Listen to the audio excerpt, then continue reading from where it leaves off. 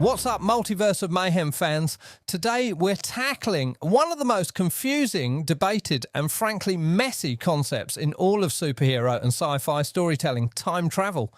We've got three major franchises that have all tried their hand at explaining how time travel works, and spoiler alert, none of them are perfect, but which one makes the most sense? Which one breaks its own rules the most? And which one just gives up and says, it's magic, don't worry about it? Today we're comparing the MCU's Avengers Endgame approach, Star Wars' mystical world between worlds, and DC's reality-shattering Flashpoint. By the end, we'll crown a winner, or at least figure out which system of time travel is the least broken. Grab your DeLorean, fire up the TARDIS, or just strap in as we break down time travel in the MCU, Star Wars and DC. Let's go. Let's start with the MCU, because Avengers Endgame made time travel a central plot device and immediately became the most analysed movie of 2019. The Avengers need to undo Thanos' snap, so they invent time travel via the quantum realm and Pym particles. As simple, right? Wrong. Banner explicitly explains that the MCU uses the many worlds theory of time travel. When you go back in time, you're not changing your past. You're creating a new branched reality. Your present becomes your past, and that past becomes your future. This means you cannot change your own timeline by going back. Every change creates an alternate timeline. Killing baby Thanos wouldn't help, because you'd just create a timeline without Thanos while your timeline still has the snap. The movie even makes fun of other time travel movies: Back to the Future, Terminator, Hot Tub Time Machine, for doing it wrong. The MCU is very proud of its scientifically sound approach, except the movie immediately breaks its own rules. Problem number one, Captain America's ending. Steve Rogers goes back in time to return the Infinity Stones, then lives out his life with Peggy Carter and shows up as an old man in the present. According to the movie's own rules, this is impossible. Steve going back and staying should create a branched timeline, not a closed loop. He shouldn't be able to appear on that bench in the main timeline. He'd be in a different reality entirely. The Russo brothers tried to explain this by saying Steve used the quantum realm to jump back to the main timeline when he was old, but the movie shows him sitting on a bench outside the quantum realm platform. He didn't use the machine to return. It's a plot hole disguised as a heartfelt ending. Problem number two, the Ancient One's bizarre logic. When Bruce asks the Ancient One for the Time Stone, she refuses because removing it would doom her timeline. Bruce promises to return it and she suddenly agrees. But wait, according to their rules, Bruce returning the stone wouldn't save her timeline. It would just create another branch where the stone was returned. Her timeline, the one Bruce took it from, would still be doomed. As the keeper of the Time Stone and master of mystic arts, she should understand this, but she accepts a solution that doesn't work within the film's own established logic. Problem number three, why they can't just grab the gauntlet post-snap. As we covered in our plot holes video, the time heist is unnecessarily complicated. After Thanos snapped his fingers in Infinity War, he was severely weakened. The Avengers could have travelled to that moment, fought weakened Thanos, grabbed the gauntlet with all 6 viable stones, and brought it back to the present. No need for the Soul Stone sacrifice. No need to steal stones from multiple timelines. No complicated time heist. Just one trip, 1 week Thanos. Done. The answer why they didn't. Because then we wouldn't get a 3-hour nostalgia trip through MCU history. It's a narrative choice that breaks the internal logic. Then the Loki TV series came along and threw everything out the window. Turns out there's actually a sacred timeline maintained by the TVA, and all branches get pruned. This directly contradicts Endgame's explanation that multiple timelines exist simultaneously. The TVA reveals that Endgame's time heist was allowed because it was supposed to happen. So all that talk about many worlds and branching realities, meaningless. There's really one timeline being curated by mysterious timekeepers who turn out to be fake, but that's another story. By season 2 of Loki, we learn that the sacred timeline is actually a loom of many timelines being controlled to prevent multiversal war. But now, with the loom destroyed and infinite timelines existing, we're supposedly back to many worlds theory. Maybe the MCU tried to be smart and scientific about time travel, then immediately betrayed its own rules for emotional payoffs. Then Loki came along and basically said, actually, none of that matters because there's cosmic bureaucracy involved. A rating 6 out of 10. Points for trying to establish clear rules. Massive deductions for breaking those rules immediately and then retroactively changing the explanation. Now let's talk about Star Wars, a franchise that historically avoided time travel entirely until it didn't. In 2018, Star Wars Rebels introduced the world between worlds and suddenly time travel was canon. What is the world between worlds? The world between worlds is a mystical realm that exists outside normal space and time, accessible only through the Force. It was inspired by the wood between the worlds in C.S. Lewis's Chronicles of Narnia and developed in conversations between Dave Filoni and George Lucas. Think of it as a cosmic hallway with infinite doorways, each leading to a different moment in time and space. It's described as a netherworld of the Force, where the living and dead can meet. Just to give you an example, in Star Wars Rebels Season 4, Ezra Bridger opens a portal to the world between worlds and literally pulls Ahsoka Tano out of her duel with Darth Vader. She was about to die, or maybe she was always meant to survive. It's deliberately ambiguous. But Ezra reached through time and saved her. This is actual physical time travel, not a vision, not a Force projection. Ezra changed a past event. The rules, if you can call them that. Dave Filoni has been very careful about how the world between worlds works. It's not easily accessible. You need specific Force knowledge, specific locations with vergences and specific artifacts, like the painting of the Mortis gods. Changing time is dangerous. When Ezra wants to go back again to save Kanan, Ahsoka warns him against it. She doesn't use the word paradox, but implies that messing with time could have catastrophic consequences. Maybe you can't actually change anything.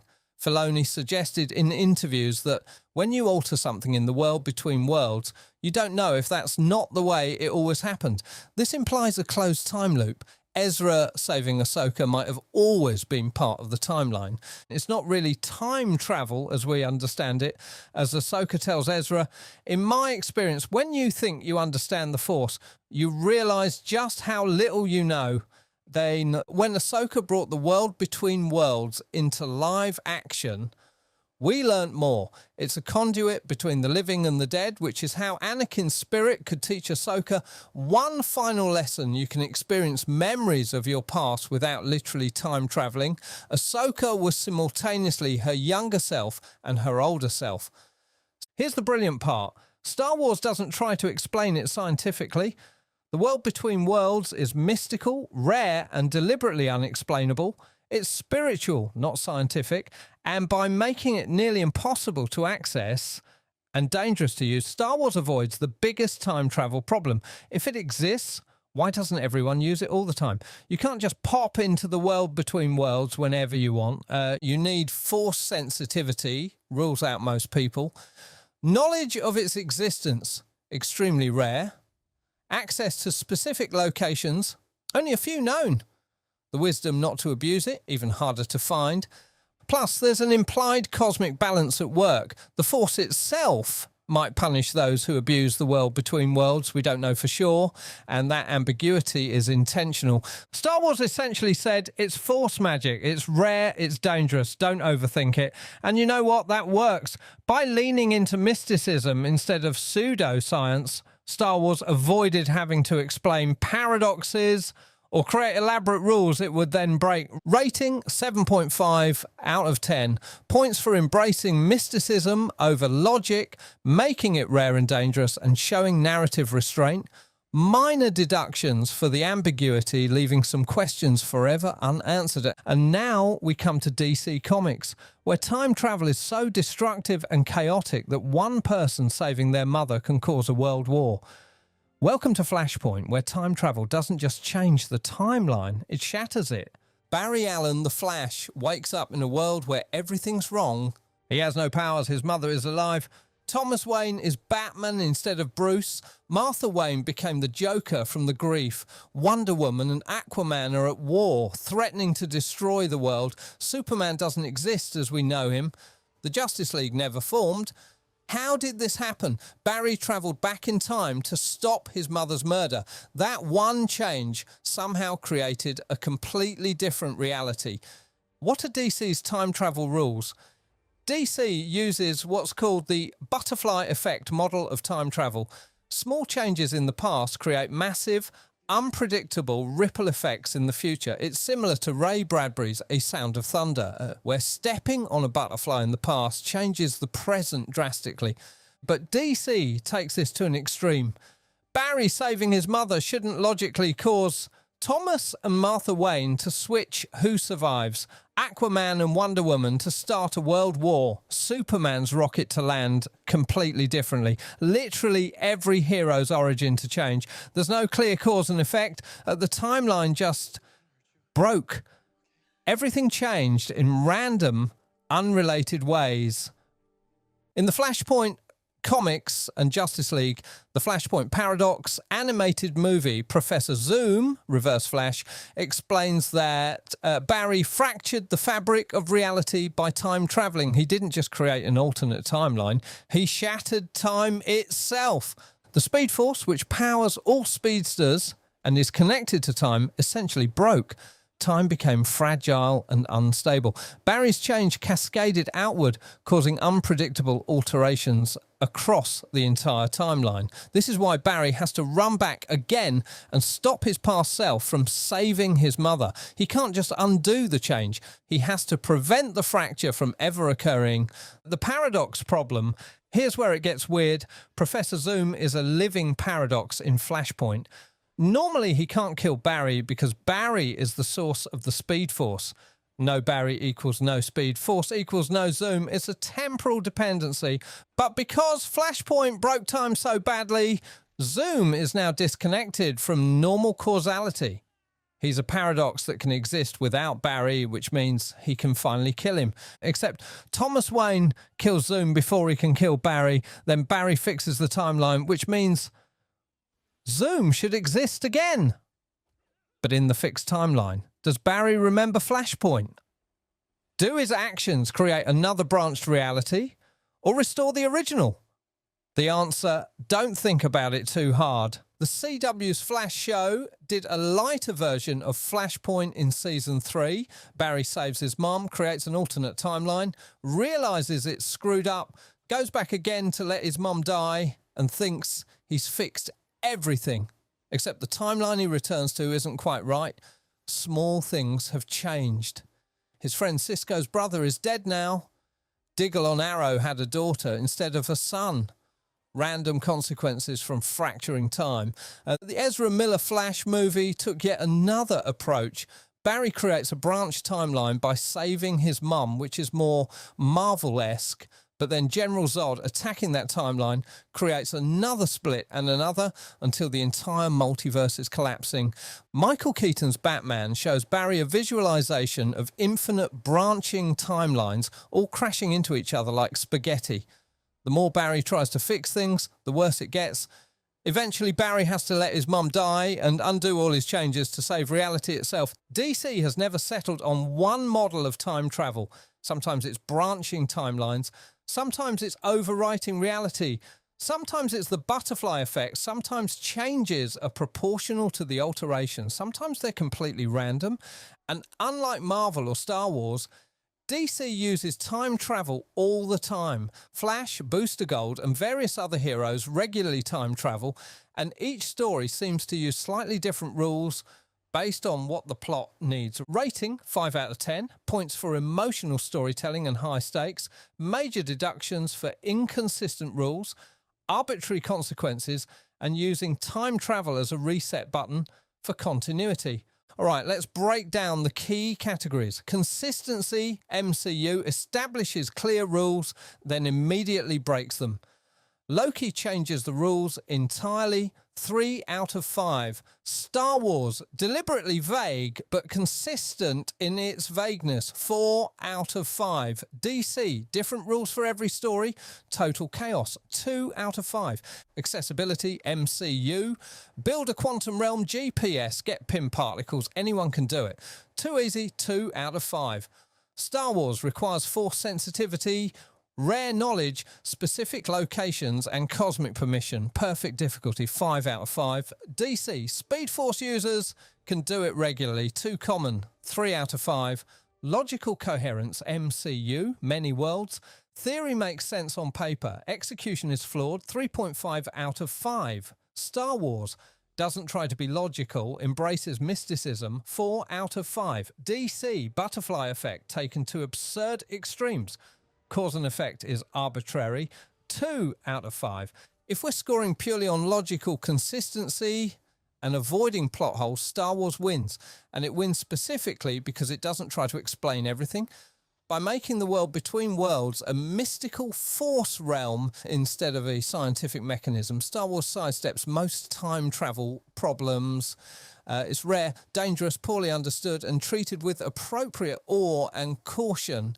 The MCU gets second place for at least attempting to create coherent rules, even though it failed to follow them. Points for ambition. DC comes in third because while Flashpoint is emotionally powerful storytelling, the logical framework is essentially non-existent.